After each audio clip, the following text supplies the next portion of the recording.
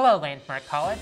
I'm Guinevere Downey. And I'm Blue Bax. This is a new Voices TV segment we're calling Geek News, where we update you on recent happenings out in the real world about science, tech, pop culture, and more.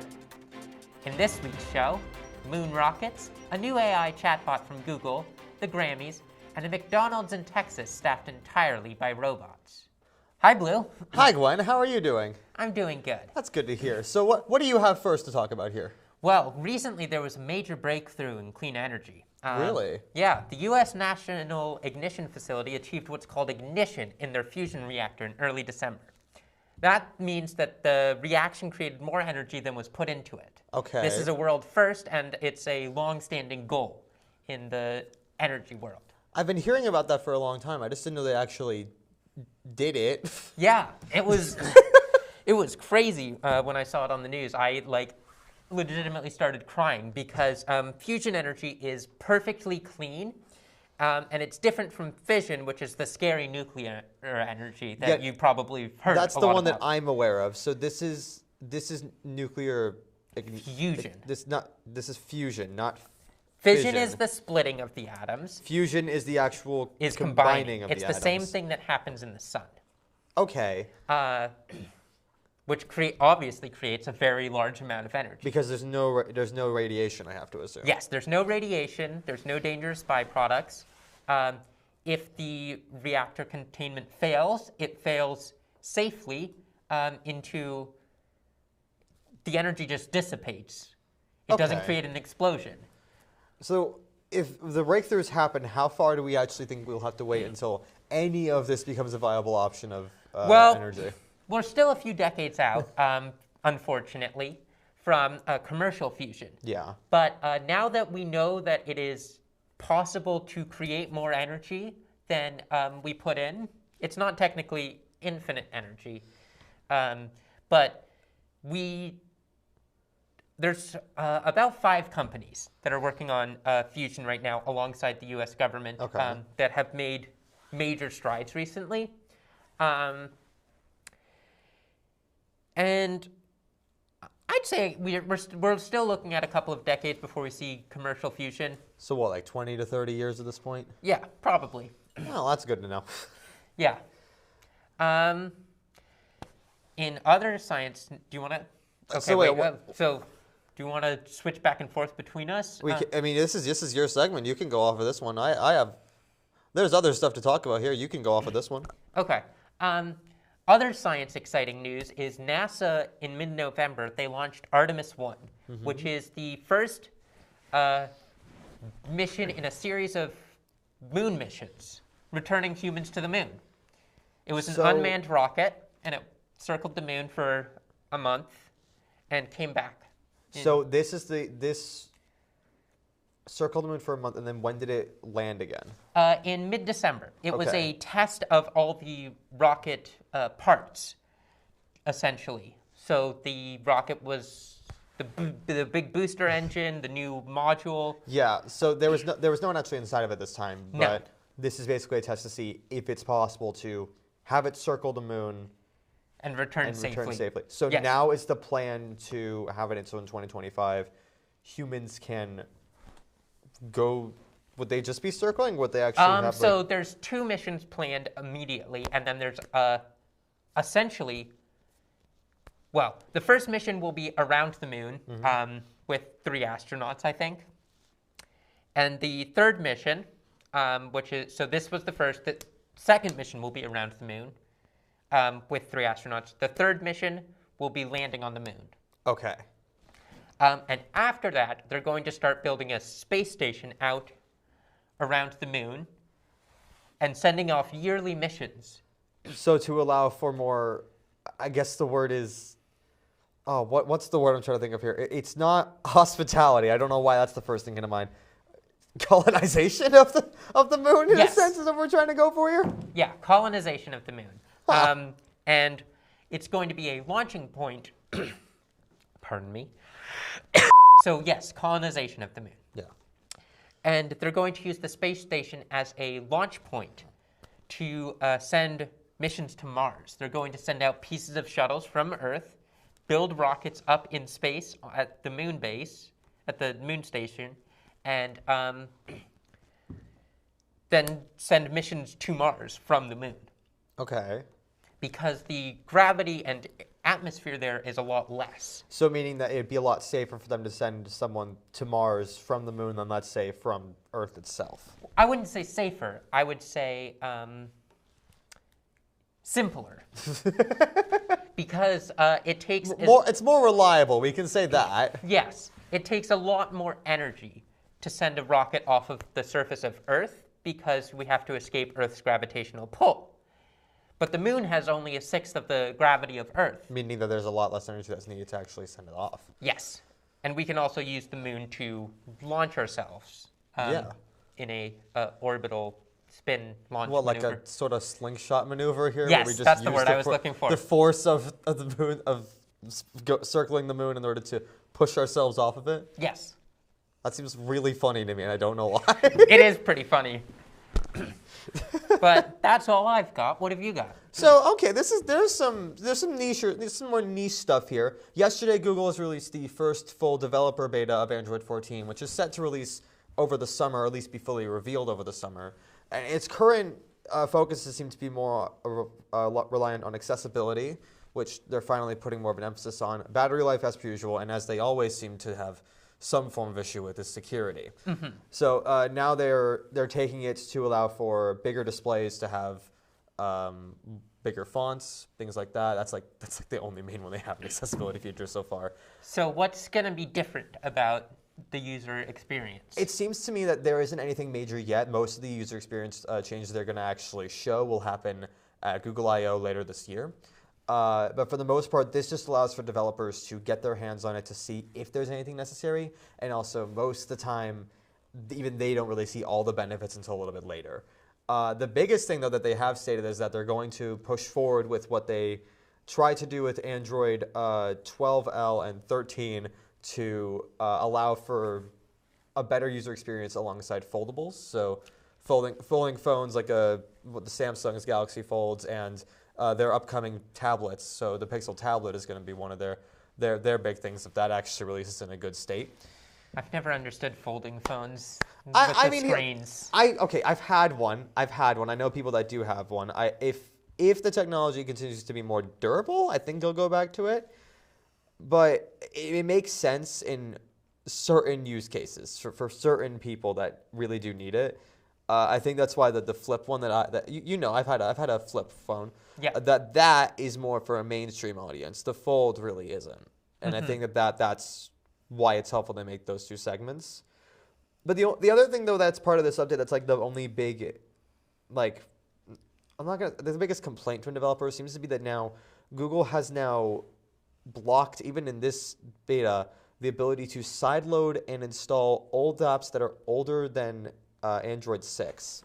So when I say older, I mean the ones that haven't been updated to target using anything past Android 6. Okay. So I'm not great with computer tech stuff, as you probably know. What is sideloading? Sideloading basically means you can, so when you install an app from like the Google Play Store or the iOS App Store, for the most part, you're just installing it directly from their servers. Sideloading means you're installing an application file directly from them to your phone from the files of your own phone.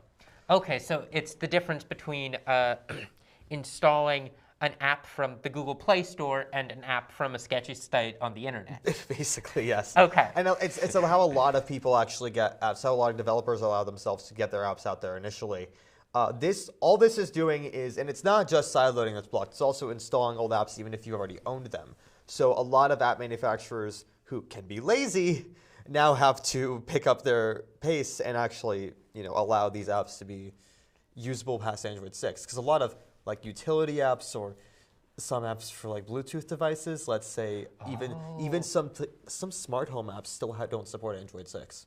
Okay, wow. And Android 6 was a while ago. That was when they still called it by candy names. That was when it was still called Marshmallow. Oh, I think my phone still has that. Well, that's okay. Yeah, so for the most part, this isn't even going to be anything big until the next few weeks. This only happened last night, and for the most part, the changes are going to be shown progressively and then later in the coming months, people are going to see a lot more that happens with it, or they won't. Maybe this will be one of the more underwhelming updates, just like last year. That happens sometimes. That does happen. And then, other than that, there's been two other major things that have happened in the past week. Something with Twitter happened, right? Oh, something always happens with Twitter and in tech news. Let's be honest here. Last week, Twitter and Elon Musk and Twitter announced that the ability to use free APIs for making bots. That's about it, really. You're going to have to explain what an API is. I know I'm going to have to explain an API. It's basically let's say this. Do you ever see those Twitter bots that post, let's say, random images every a few minutes? Yeah. Those will have a little robot icon on the side of it. That means it's a bot. Okay. That means it is using Twitter's API in order to have it posted directly to Twitter from a source code that they've made. Okay, so API is the way to interact with? It allows it to basically post data to Twitter in a way that makes sense to them in an automated fashion. Okay, so it's an automated interaction system. Basically, yes. Okay. And last week, Elon and Twitter announced they're going to start charging to use these APIs. $100 a month to be specific, which a lot of freelance developers did not like. So a lot of them started pulling away. Mm-hmm. Mainly meme accounts, I will admit. There are ones that post every episode of SpongeBob frame per frame. There are ones that I personally loved the one of the SpongeBob movie being posted frame by frame. But now they've actually reversed that decision, it seems. Really? And it seems that it's because they were getting backlash. So they've decided to provide a free tier. Okay. With a tweet limit of 1,500 tweets a month. Now that sounds like a lot, but for some of these no, bot accounts, it's not. I imagine that's pretty small. That's pretty low. It's a pretty low bar for a number that they need to, because in order for a lot of these accounts to exist, they have to post a lot. Mm-hmm. But the reason is genuinely unknown. The assumption is that Elon saw that people were getting pissed, and he went, give them what they want, but make it so they can still pay if they want. It'll be interesting to see if this decision, though, will actually repair those previously burned bridges that they've created. Especially with developers just wanting to post every single frame of Breaking Bad in order every single 20 minutes. That is an actual account that exists. It's my favorite Twitter account to date. So this is like an unprecedented thing in big web app development, is making people pay for access? It seems to be that, especially with Twitter, especially with the fact that they've lost a lot of their advertisers lately. I mean, earlier this week, they also announced that businesses are going to have to start charging to keep their new yellow check mark for businesses. Oh, wow. About, what, $1,000 a month or something? Meaning they're going to pay $1,000 a year just to have a small yellow check mark. Woo! And alongside that, they also announced legacy check marks are going away. So if you don't pay for Twitter Blue, if you haven't already been newly rechecked, you just won't have a blue check mark. Oh, wow. So it seems that all that Twitter wants right now, okay, I'm going to be more specific, all that Elon Musk wants right now is a lot more money. Because the advertiser drop really didn't help them. And I'm guessing at some point, whenever Elon, because Elon has stated he's going to sell the company to someone as a CEO once he finds a replacement. The question is, when is that going to happen? And I'm going to bet that would be never. Because at this point, I think what he wants to do is get the company pumped with enough money to the point where he can then sell it for so much more than he bought it for. Well, that seems something. And no one will buy it. What's the other big thing that happened in tech? Oh, you mean when Google did an oopsie? Google did an oopsie. Google did an oopsie, ladies and gentlemen. So earlier this week, Microsoft, who is one of OpenAI, I don't know if you're aware of the company, they created the incredibly popular DALL-E AI art generator and ChatGPT, the chatbot that's huge online right now. That got really famous. They are one of their biggest investors, so they've actually officially incorporated ChatGPT into Bing. In a smaller way, but it's still huge. So after the amount of hype they've gotten and the amount of publicity that's gotten, Google has officially stepped into the ring and has said, here's our chatbot. It's called Bard. Okay.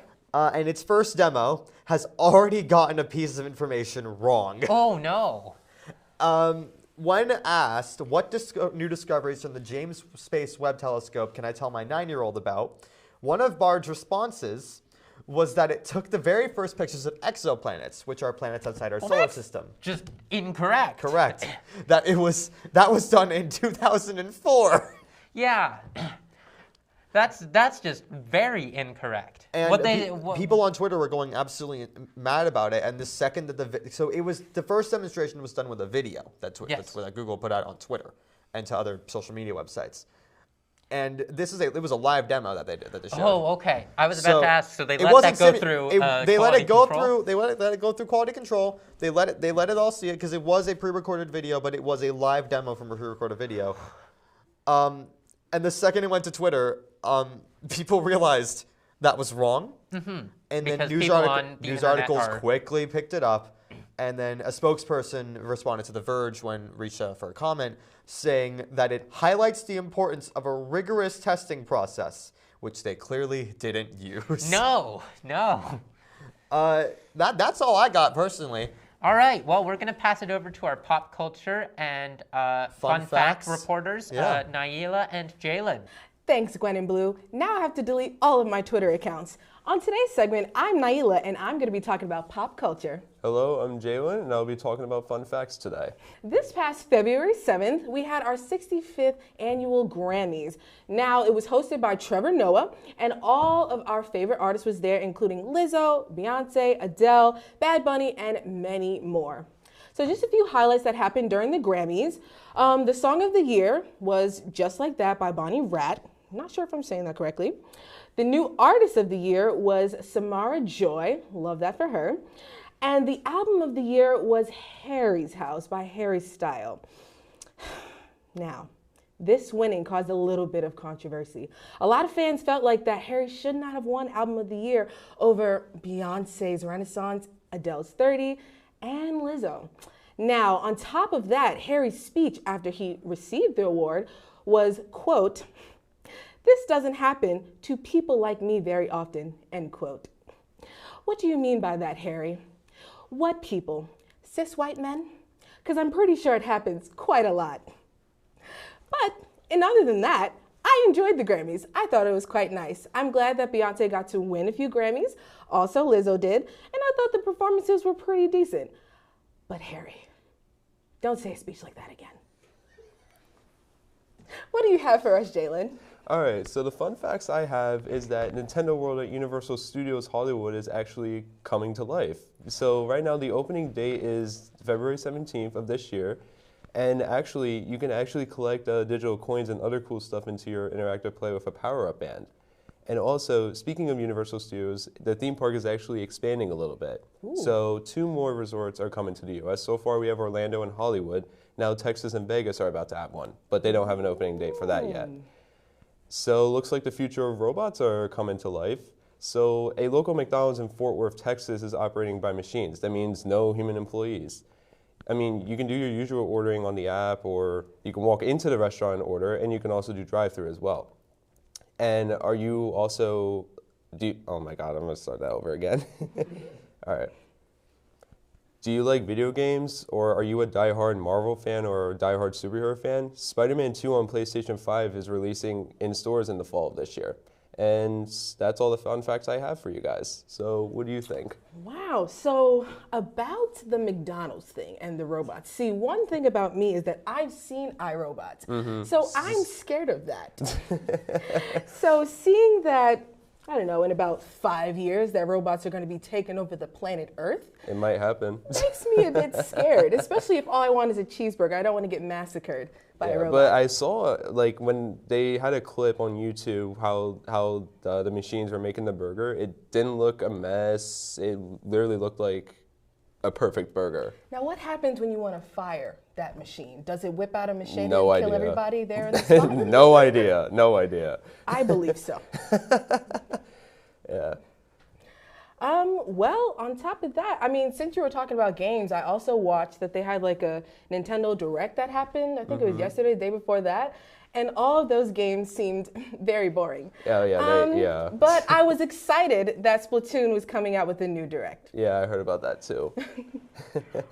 I mean, about the Grammys, that was freaking crazy. Yeah.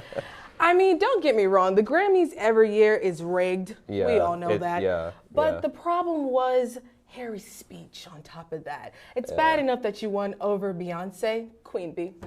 It's even worse that you said this doesn't happen for people like me. Because who are you? It's always every major award show, something always has to happen. Like true. last year, like what happened with Chris Rock and Will Smith. Oh yeah, I think that was the Oscars, but yeah, that Yeah, it slap was is the something we're Oscars, gonna yeah. remember. Yeah, We're gonna still remember. news heard around the world. It's true. Now every time I slap somebody, I think of Will Smith. All right, anyways, thank you for watching the first episode of Geek News. My name is Jalen, And I'm Naila. and you've been watching Voices TV. We'll see you all next week.